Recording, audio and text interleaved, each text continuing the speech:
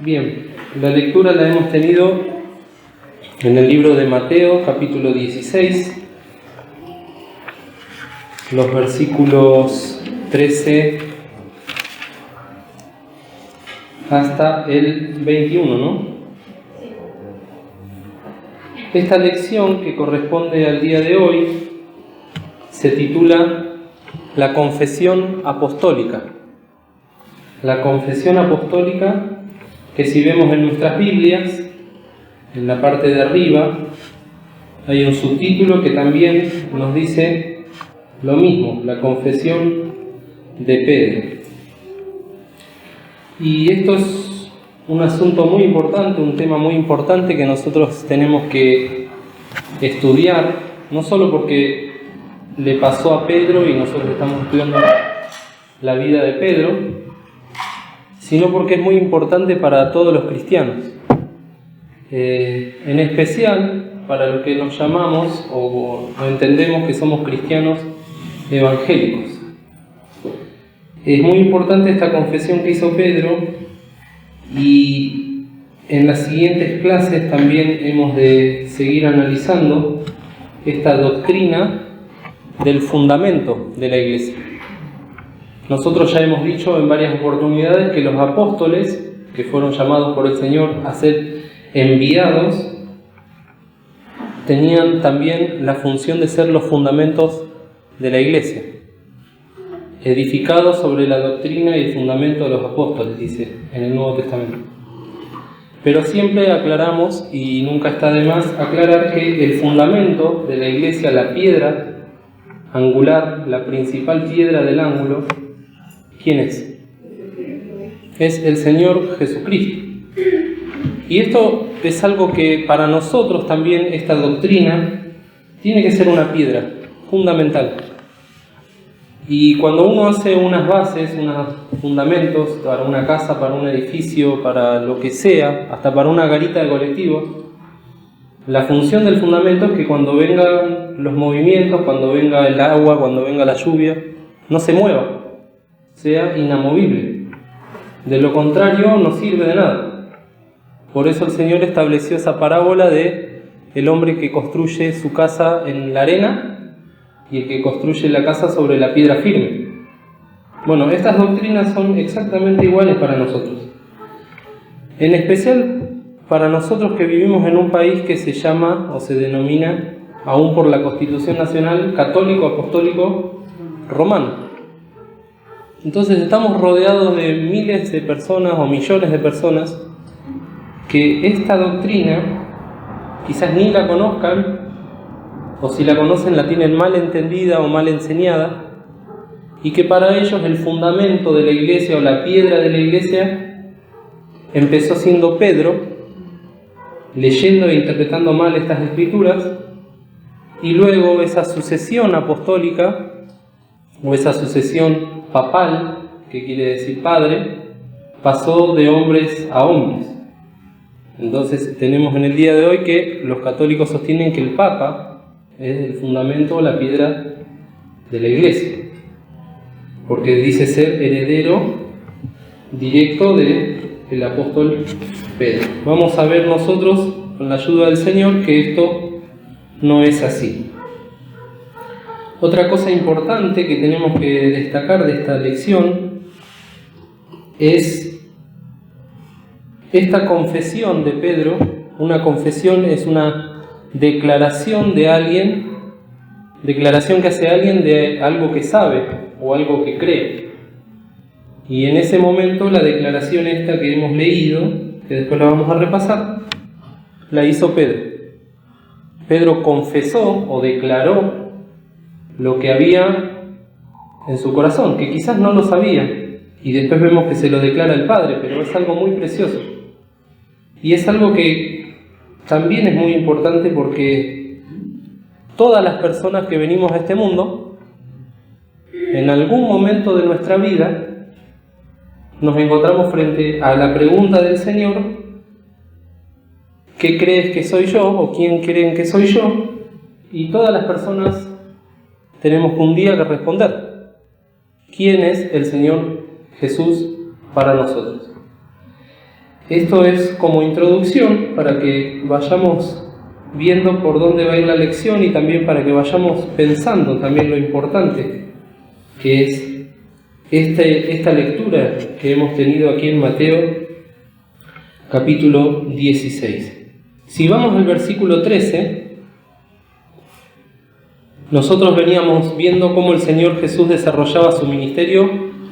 ¿En qué zona geográfica? A ver si se acuerdan. ¿En qué parte de Israel era?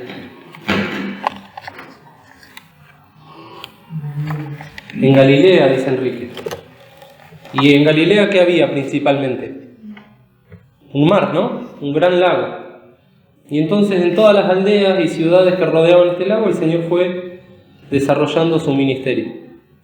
Habíamos dicho, para compararlo con nuestro país, era como que el Señor empezó su ministerio en Córdoba, por decirlo de alguna manera. Y alrededor de esa zona que estableció a sus apóstoles y empezó a predicar el Evangelio. Bueno, todo este ministerio en Galilea al Señor Jesús le llevó más o menos 2 años. Desde que reclutó a los apóstoles hasta que nos encontramos con esta lectura de Mateo 16, pasaron 2 años. Y más también, quizás fueron más de 2 años. Lo cierto es que acá en Mateo 16 ya no está más en Galilea, sino que en el versículo 13 nos dice que fueron a las partes, ¿de dónde? Cesarea de Filipo. Cesarea es un nombre muy común en aquel entonces porque los gobernadores, cuando hacían una ciudad o cuando la reformaban o cuando la modificaban, le solían poner el nombre del emperador de Roma a la ciudad. Y el emperador de Roma era el César. Entonces, en honor al emperador, o para agradarle o para obtener favores políticos, como hoy en día los políticos buscan ascender y tener ocupaciones políticas más altas, en aquella época también el sueño de todo político era llegar a Roma y estar en el Senado o ser procónsul o todas esas cosas.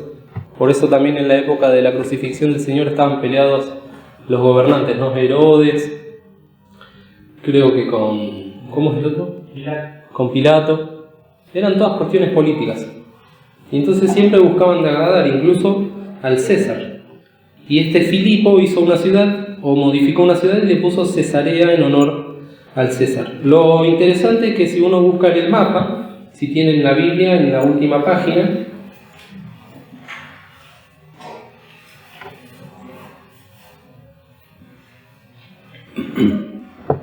donde dice la Palestina del Nuevo Testamento, fíjense que casi arriba de todo, al lado de donde dice Fenicia, a la derecha, está el monte Hermón, y abajo del monte Hermón, a los pies del monte Hermón, está Cesarea de Filipo. Ese monte Hermón es la montaña más grande que hay en Israel. Es una montaña que prácticamente todo el año tiene nieve. Hoy en día se la usa para practicar deportes de invierno, pero es un monte gigante que desde ahí arriba se puede ver prácticamente todo Israel. Más adelante, en ese mismo monte es donde sucede después la transfiguración del Señor. Y Cesarea de Filipo era una ciudad que estaba a los pies de ese monte. Fijémonos que también está mucho más al norte que Galilea, donde había desarrollado el ministerio. Esto es importante porque el Señor, a partir de ahí, o sea, sube hacia el norte y de ahí empieza a descender a Jerusalén. Todo el ministerio, esos 2 años y medio, supongamos, estuvo en Galilea, después sube a Cesarea de Filipo, que es como si hubiese subido, no sé, a Tucumán, y después empieza a descender hacia Jerusalén, que es la capital. ¿Y qué le esperaba al Señor en Jerusalén? ¿Qué le esperaba? La cruz. Y eso el Señor lo sabía a la perfección, lo sabía desde que nació, desde que era un niño. Toda su vida Él se preparó para eso. Cuando tenía 12 años decía, en los negocios de mi padre me conviene estar, y ya estaba hablando de la cruz. Pero en este momento, en esta situación particular, el Señor los lleva a esta región al norte, bien alejada de todo, del bullicio de las ciudades. En el libro de Marcos dice que eran las aldeas alrededor de Cesarea de Filipo, o sea, eran pueblitos pequeños, y lleva a sus discípulos a un retiro espiritual. Fijémonos en el libro de Lucas,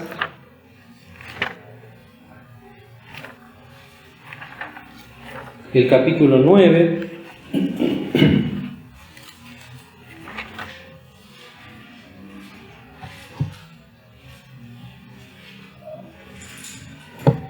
el versículo 18. ¿Quién lo puede leer? En la conversación, estando en el solo horario, estaban con él los discípulos, y les preguntó diciendo: ¿Quién dice la gente que soy? Fijémonos que es la misma pregunta, cambiadas algunas palabras, que les hace ahí en Mateo 16:13. Pero lo importante que tenemos para destacar acá es algo que ya hemos visto en todas las otras lecciones. Cada vez que el Señor Jesús iba a hacer algo, por más que para nosotros pueda parecer insignificante o sencillo, ¿qué hacía? Oraba. Siempre el Señor Jesús oraba, estaba en comunión perfecta con su Padre.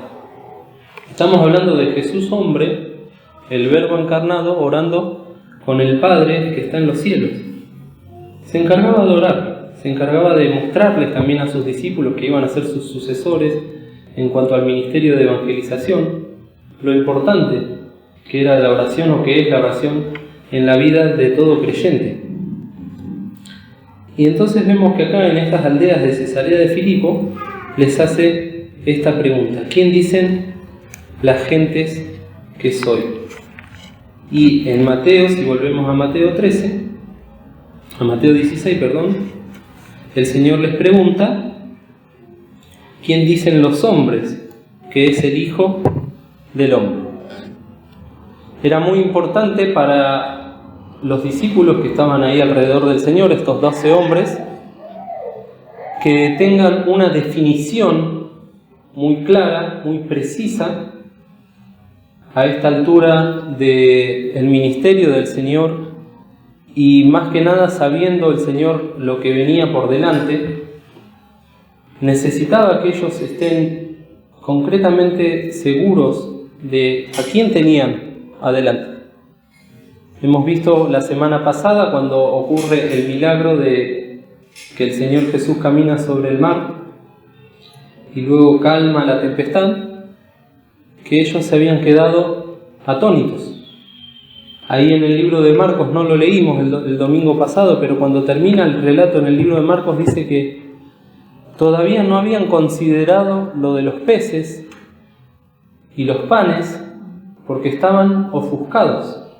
Justo esta semana en los relatos de la vida del Señor Jesús, en las lecturas, se volvió a tratar el tema, ¿no? Se volvió a escuchar ese pasaje. Y la palabra ofuscado, ¿alguien sabe qué significa? Ofuscado quiere decir alguien que está, tiene la mente cegada o la vista nublada, alguien que está negado, o también alguien que está endurecido. ¿Cómo? Sí, pero a causa del endurecimiento o la falta de fe. La palabra ofuscada también se traduce como endurecido. Y entonces la palabra de Dios nos relata bien claro que los discípulos todavía en ese momento de sus vidas, del ministerio, de todo lo que habían visto con el Señor, todas las personas que sanó, todos los demonios que quitó, había multiplicado los panes y los peces, había caminado sobre la mar y ellos todavía seguían ofuscados, quiere decir endurecidos. Había muchas cosas que no las habían entendido. Entonces el Señor acá los tiene que llamar aparte y les tiene que preguntar. Primeramente, hablando en general del resto de la gente, ¿qué dice la gente de mí? Y eso es importante, ¿no? Porque el discípulo del Señor, el siervo del Señor, ahora estoy hablando también de nosotros como hijos de Dios, no podemos encerrarnos en nosotros mismos o en la palabra o en la iglesia y desconocer lo que está pasando alrededor nuestro con la gente. ¿Qué pasa con la gente? ¿Qué piensa la gente del Señor? Si no, seríamos iguales a los fariseos, que ellos se consideraban distintos, mejores, y que estaban en completa comunión con Dios, y los demás no importan. Entonces vemos que los discípulos tenían trato con las almas, como se dice hoy en día, caminaban la calle. El Señor ya los había mandado también a ir de dos en dos por los pueblos. Y entonces ellos tuvieron la oportunidad de tratar con las almas, de hablarles del Señor. Y ahora el Señor los manda a recolectar esa información para ver qué era lo que la gente creía o pensaba del Señor Jesús. Es muy lindo cuando acá dice, y el Señor se define a sí mismo como el Hijo del Hombre. Esta es una definición que el Señor Jesús no la dice sin querer. En el libro de Daniel, cuando Daniel ve una visión y puede ver al Señor Jesús, que lo ve con una figura resplandeciente, pero también lo ve como si fuese un anciano de días, dice que ve a uno como hijo de hombre. Así es como el Señor Jesús se le presenta a Daniel 500 años antes. Y los judíos conocían esta definición. Sabían que el Mesías iba a venir también como hijo de hombre. La palabra hijo de hombre nos habla de el estado de humillación que tuvo que tener Dios para anonadarse y venir a tomar la forma de un hombre. Ser semejante a los hombres, no igual, sino semejante. Pero también nos habla de la obra misericordiosa y salvadora del Señor, que vino a salvar y a rescatar a todos los hombres.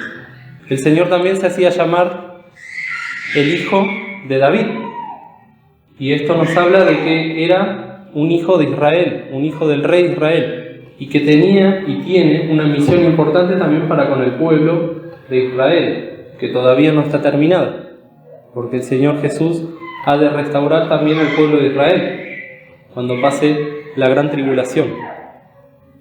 Pero en este caso el Hijo del Hombre nos habla de Dios humanado, Dios hecho hombre, con el propósito de salvar a toda la humanidad. Vamos a ver en Marcos, capítulo 10,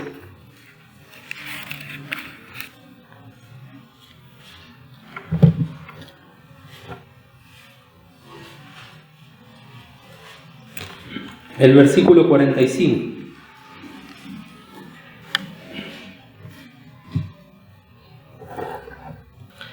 Porque el Hijo del Hombre tampoco vino para ser servido, mas para servir y dar su vida en rescate por muchos.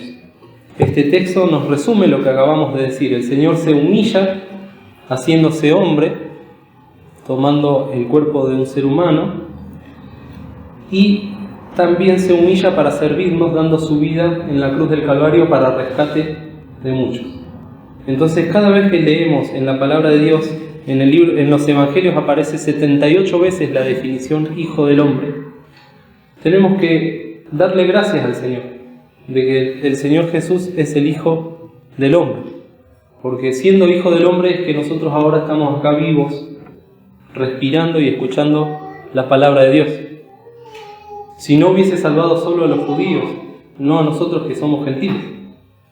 Entonces, alabar al Señor y darle gracias porque el Hijo del Hombre vino para servir y para dar su vida en rescate por muchos, y nosotros formamos parte de esos muchos.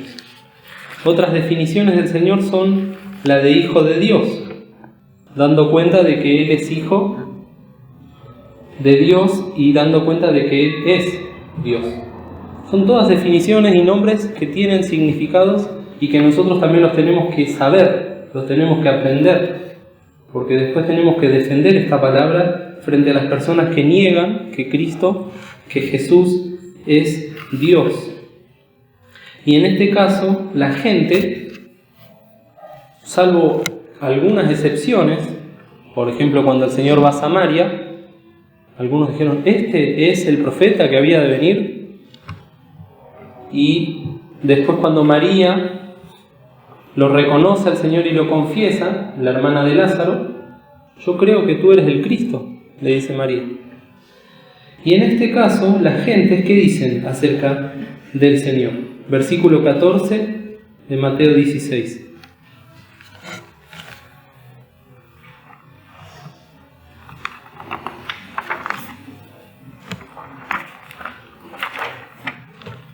¿Quién lo puede leer?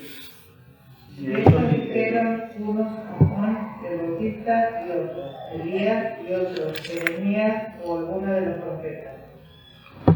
Fíjense, Juan el Bautista ya había muerto. El último de los profetas, el más grande de los profetas. Había logrado en el pueblo de Israel algo que no pasaba hace mucho tiempo. Que muchas personas se reconozcan pecadoras delante de Dios y se arrepientan. Eso fue algo muy importante fue la obra de Juan el Bautista. No pasó con casi todos los profetas. Elías, por ejemplo, se sentía solo, pensaba que estaba solo. Después el Señor le tuvo que decir que había otros que no habían doblado las rodillas delante de Baal. Pero Juan el Bautista tuvo un ministerio tan importante que hacía que hasta los soldados romanos se arrepintiesen de sus pecados. Y muchos se habían bautizado en el bautismo del arrepentimiento. Y luego viene Jesús y comienza su ministerio y su prédica, y la gente estaba atónita por la doctrina, por la sabiduría del Señor. Y entonces decían, otro profeta se ha levantado. Llegaron a decir que Juan el Bautista había resucitado. Lo cierto es que todos lo ven como alguno de los profetas, estos hombres de Dios que Dios levantaba y los mandaba a anunciar la palabra de Dios a las gentes. Los profetas, cuando eran consagrados para ese ministerio, también eran ungidos. Después vamos a hablar en particular de esto de la unción o del ungimiento, pero eran personas especiales que Dios levantó.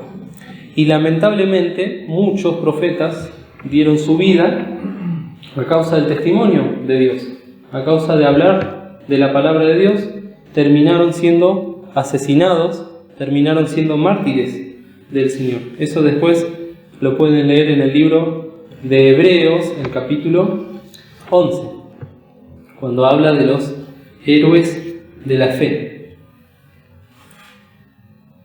El Señor quería también saber, y esto es importante que nosotros también lo definamos, cuando dice acá, ¿qué dice la gente que es el Hijo? ¿Quién dicen la gente que es el Hijo del Hombre? Es importante que nosotros también, cuando entablamos una conversación con un alma, cuando hablamos de las cosas del Señor, generalmente por temor, generalmente por vergüenza, damos muchas vueltas, damos muchos rodeos, o les hablamos de Dios, les hablamos de cosas buenas que nos pasó en la vida. Pero acá el Señor era muy claro y confrontativo con la pregunta que hacía. En este caso, respecto de lo que pensaban las gentes acerca de Él. Y luego le pregunta, ¿no?, a ellos, ¿qué piensan ustedes que soy? Y como les decía, esta es una pregunta que tiene que ser respondida sí o sí, por cada uno de nosotros y por las personas, aún con las cuales tenemos la oportunidad de conversar, o justamente fuimos a llevarle un tratado, a tratar de convertirles. Tenemos que saber bien, nosotros primero, quién es el Señor Jesús. Para nosotros, tenemos que tener una definición exacta. Para esta definición no existen las medias tintas ni los grises. Y lo mismo para las personas.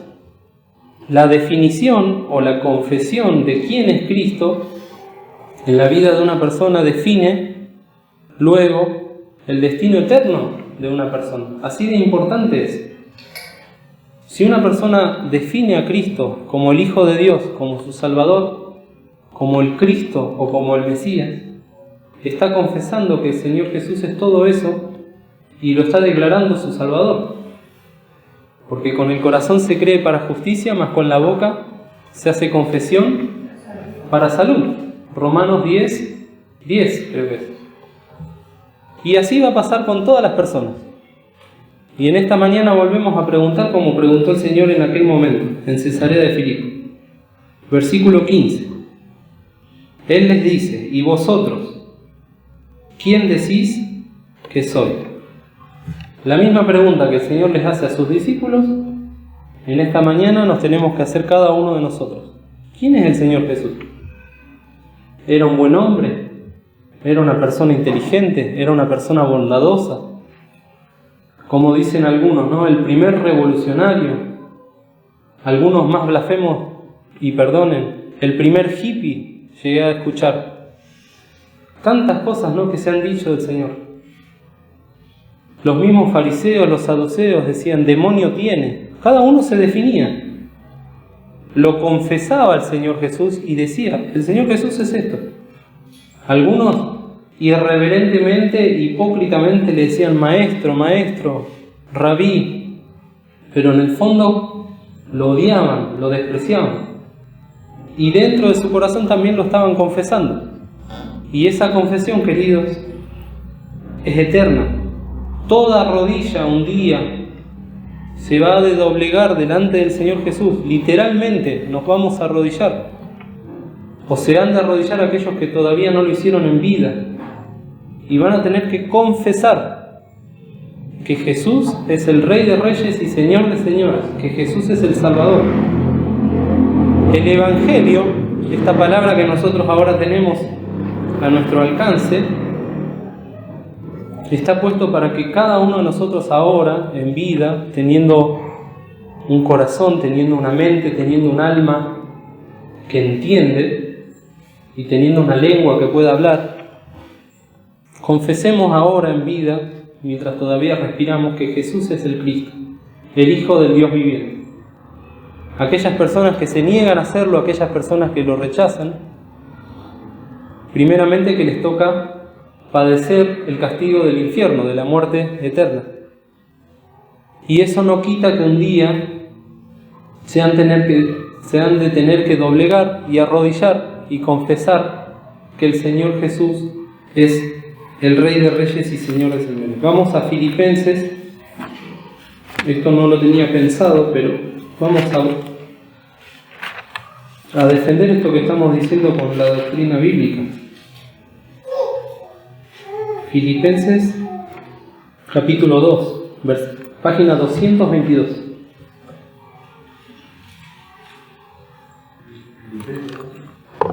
Filipenses 2.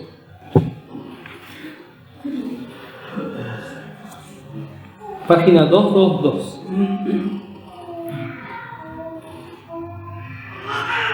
Fíjense, versículo 8, hablando del Señor Jesús en la tierra, cuando todavía estaba allá.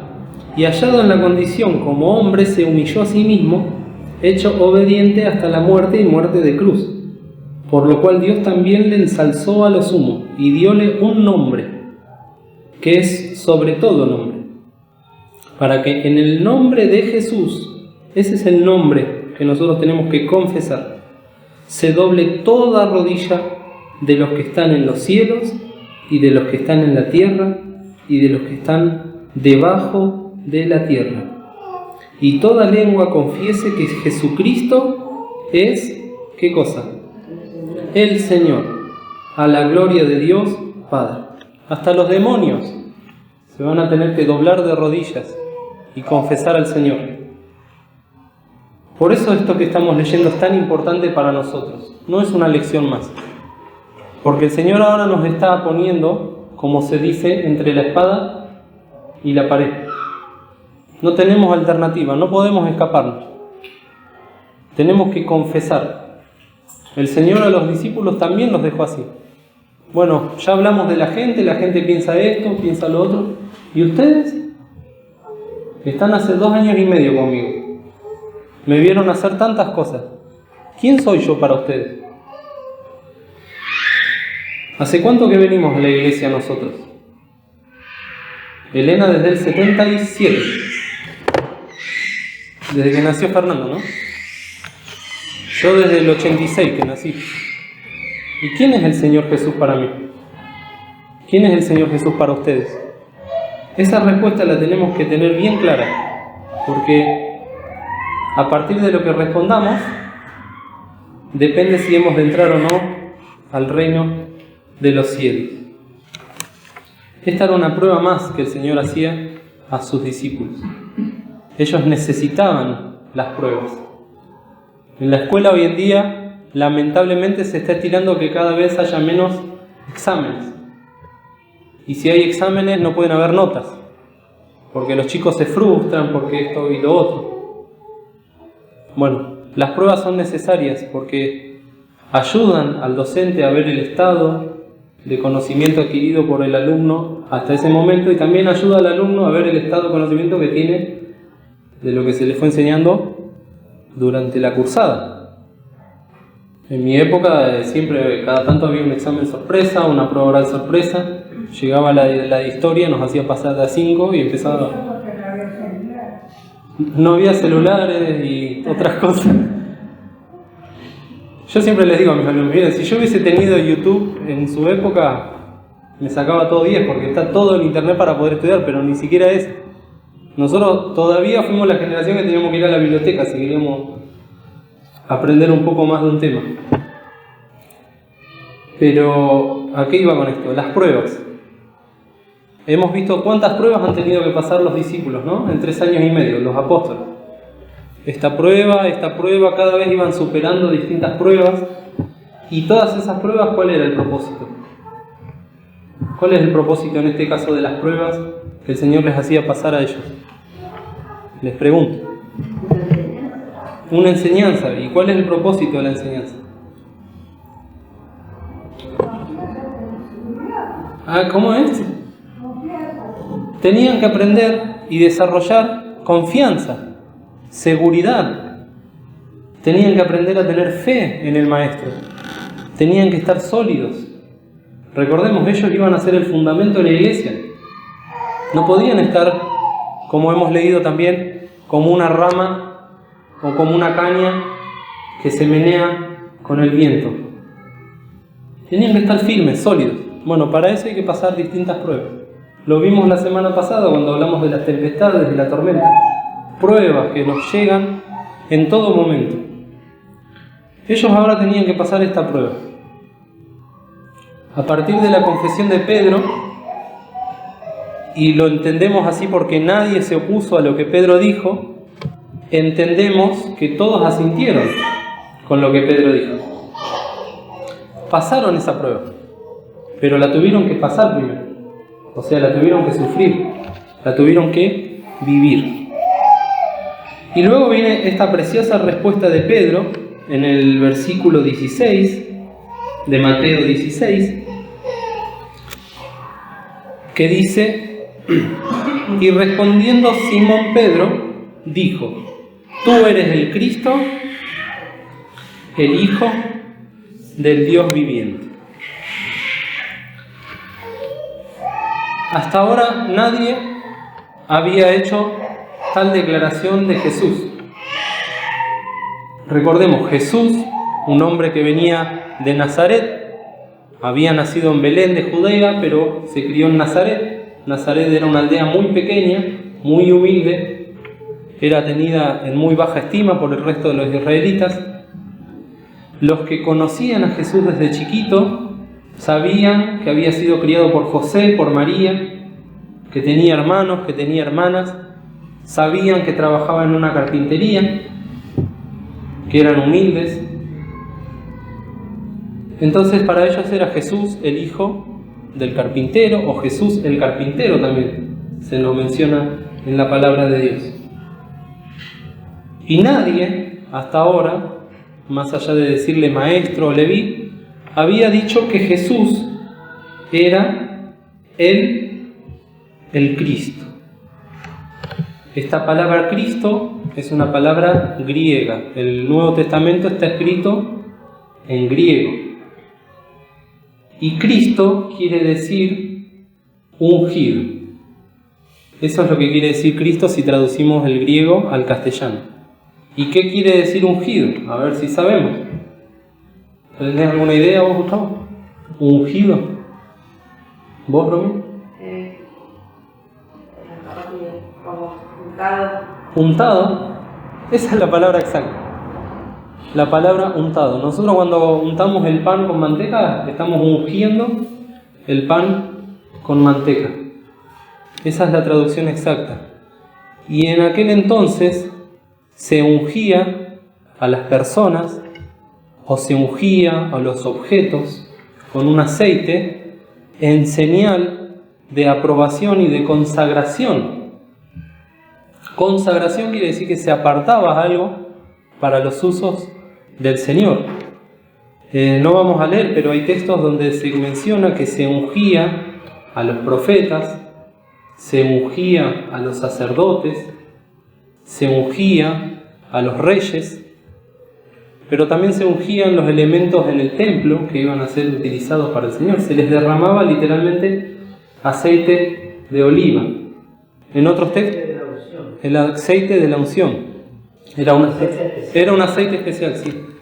Era un aceite especial que se preparaba para ese fin, que era una mezcla de aceite y hierbas y esencias. Hubo casos en la Biblia, también lo vi en el diccionario bíblico, que hasta se uncieron los escudos de los soldados. Todas cosas que simbolizaban que esa persona o esos elementos, esas cosas iban a ser consagrados. Entonces, un sinónimo de ungido quiere decir consagrado. Entonces nosotros nos encontramos a lo largo de toda la Biblia que hubo muchos ungidos. Si lo traducimos al griego, hubo muchos Cristos. Pero acá Pedro no dice que es un Cristo más. El Cristo. Y esto es importante también que nosotros lo entendamos. Porque el Señor Jesús fue y es el Cristo, el ungido. Y eso de por sí ya es un título. Nosotros estamos muy acostumbrados a decir Jesucristo, pero en realidad es Jesús el Cristo, ¿no? Jesús el ungido, Jesús el Mesías, el consagrado, el enviado de Dios. Esa declaración que hace Pedro va acompañada también de otra expresión, porque cuando dice el Cristo, coma, ¿qué más dice?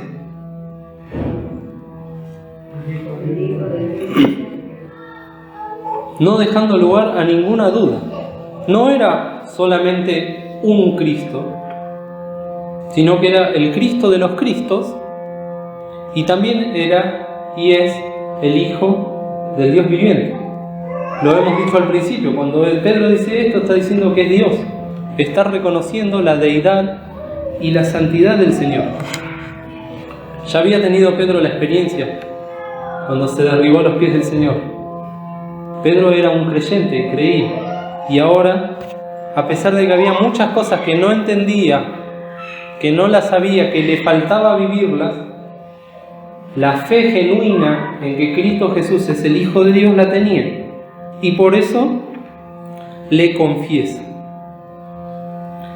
Esto es importante también, porque nosotros ahora estamos acá leyendo la Biblia, estudiando estos libretos y estamos aprendiendo.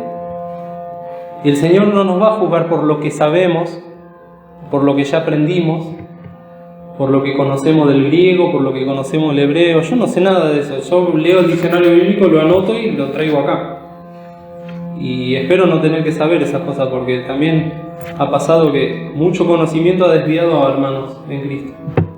Se han apartado de la verdad queriendo conocer cosas que el Señor no tenía interés en que las conozcan. Lo que el Señor siempre va a ver de nosotros es el corazón.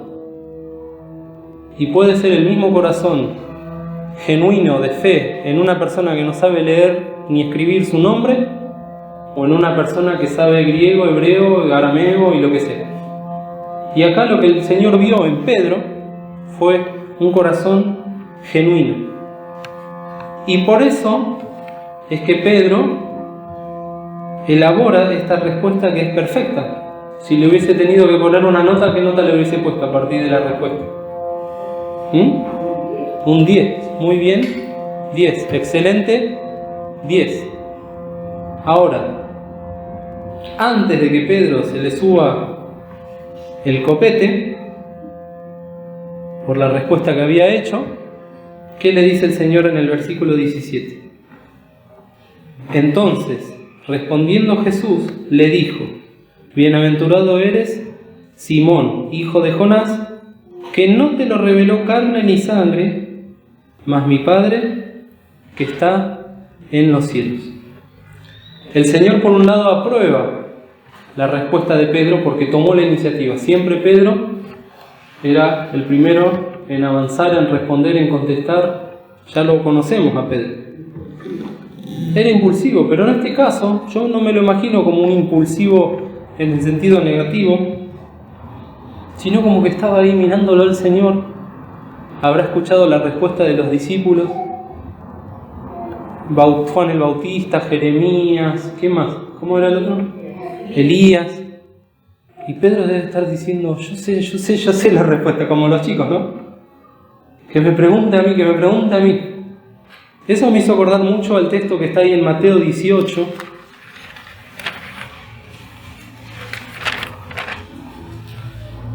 El versículo 3,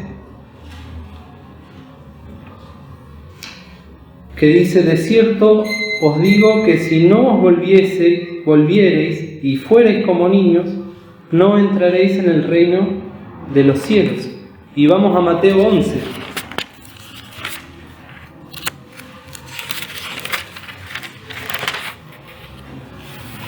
El 25. Mateo 11, 25. En aquel tiempo, respondiendo Jesús, dijo: Te alabo, Padre, Señor del cielo y de la tierra, que hayas escondido estas cosas de los sabios y de los entendidos y las hayas revelado ¿a quiénes? A los niños. Esta respuesta que tuvo Pedro, que se la da al Padre, ¿por qué se la da? A partir de lo que acabamos de leer. Por la humildad, por la sinceridad, por la sencillez de un niño que tenía Pedro en ese momento. Pedro era el más viejo de los apóstoles. Ya sabemos que era un hombre rudo y todo eso. Pero en ese momento Pedro era como un niño tierno, que tenía una fe genuina en el Señor. Era sincero. No estaba tratando de demostrar algo que no era. Y ahí es donde el Padre lo vio y le dio la respuesta. Se lo reveló. Y eso es lo que el Padre quiere hacer con todos nosotros. Revelarnos al Hijo. Mostrarnos lo que realmente hay en estas palabras, que no son solo palabras. Y está buscando. Allá atrás hay muchos niños que están iguales y que seguramente nos pasan por encima en cuanto a la fe y a la sinceridad delante del Señor. Y esa es la lección que también nosotros tenemos que tener en esta mañana. Por eso el Señor alaba la respuesta de Pedro y alaba al Padre, porque se cumplió esto que hemos leído en Mateo 11. Te alabo, Padre, porque has escondido estas cosas a los sabios y los entendidos. La gente no entendía quién era Jesús. Era Elías, era Jeremías, era Juan. Pedro lo entendió porque se lo reveló el Padre, y el Padre se lo reveló porque Pedro fue humilde y sincero de corazón. Y es la única forma en que nosotros podemos llegarnos a Dios y que Dios se acerque a nosotros. La única forma. Vamos a poder estar horas y horas orando de rodillas, pero si el Señor no ve en nosotros este sentir que hubo en Pedro, de una verdadera y sincera humildad, nunca se nos va a revelar. Luego Pedro vuelve a confesarlo a Cristo. Vamos a verlo en Mateo 6, para ir terminando. Juan. al final del capítulo 6 de Juan.